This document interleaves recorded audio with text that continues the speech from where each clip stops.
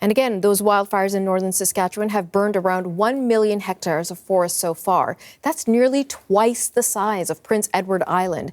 Residents of more than 30 communities have been displaced. CBC's Cameron McIntosh is in Prince Albert, Saskatchewan, more than 2 hours south of Ronge, and he's been speaking with some of the people there who had to leave their homes.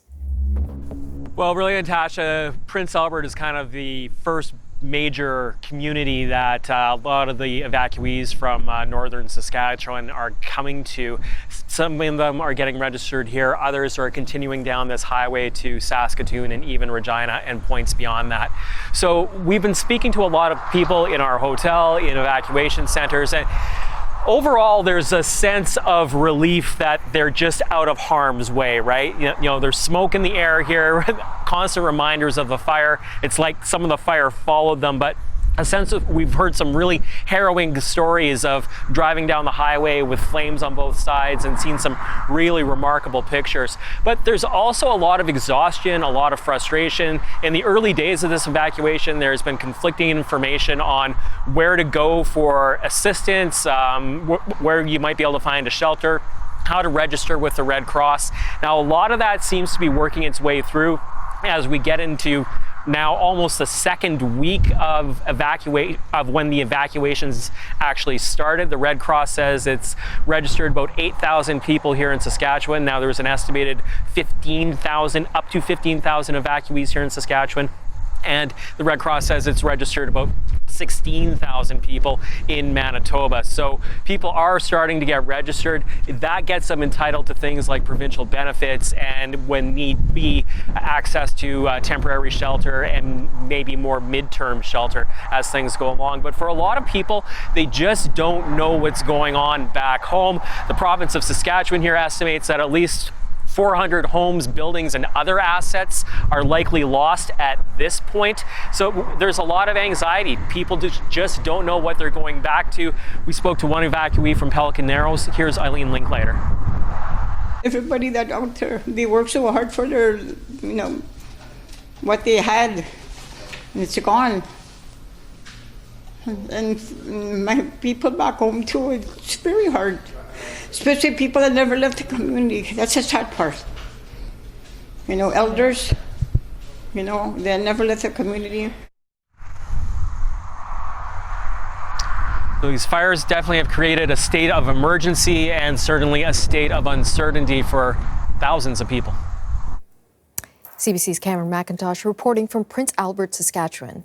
Meanwhile, in British Columbia, we are tracking a rapidly moving fire approaching the community of Kelly Lake.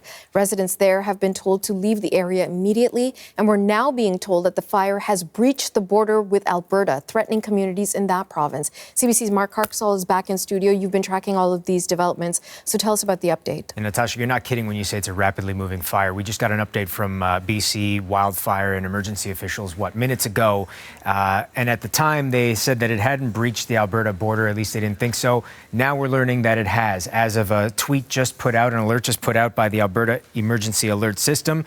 They say, quote, they are expanding. The County of Grand Prairie has issued an evacuation order and has expanded the evacuation alert area due to a wildfire. The wildfire has now crossed the Alberta-BC provincial border. So that is from Alberta officials who say that as they expand that evacuation alert to go with it, an evacuation alert, remember, is just a warning that you may have to evacuate. You may want to start evacuating now, but you don't have to yet. But along with that order, they tell people that if the evacuation order comes down and you are asked to leave your home, you're going to have to leave within half an hour. So if you live in that region, you might want to start packing your bags now, just in case. This all has to do with the Kaskatinaw River fire in BC. It is moving very quickly. Earlier today, we had heard that it was about 2 kilometers away from the Alberta border. And now, as we have heard from Alberta officials, it has crossed. That gives you a scope of just how quickly this fire is moving. It's just under 12,000 hectares. It has not reached the community of Kelly Lake that you spoke of, Natasha, at this point, but it is very close, according to the update given to us by officials within the last half hour. They say that the community is surrounded by deciduous trees that do not burn as fast as some of the other trees in the forest there. That has helped helped keep the fire away from Kelly Lake. However, they say it is within about 200 meters of the limits of the community at this point. So it is closing in. They're doing their best to keep it away. But yes, Kelly Lake for a while now has been the subject of an evacuation order. It affects 56 addresses. The estimation is about 70 people have been asked to evacuate their homes. But we're also hearing from fire officials in that region that while there's no damage to any property at this point, many people have chosen not to leave. There's a handful of people, about 4 people, who are staying behind to help with the firefighting effort. There's also, of course, the fire still going on in Summit Lake near Fort Nelson as well, which has caused on and off closures of the Alaska Highway out there as well. I know you're also watching the situation in Manitoba, and there's a new evacuation order there. What's going on? There is. That one is for Snow Lake, and that one came down a little earlier today, a couple hours ago. They advised everyone in Snow Lake that they should be out by noon local time tomorrow. Snow Lake is about a few hours drive east of Flin Flon, and the Flin Flon fire is what is causing all these issues. That fire is huge now, almost 308,000 hectares at this point. As of the latest update from officials on Facebook, no structures have been lost in Flin Flon, but the fire itself is 140 kilometers long, 5 kilometers wide, with 260 firefighting personnel deployed on the ground to fight it, but they are having a really hard time with this, Natasha. Okay, Mark Carcasall, thanks so much. Thank you.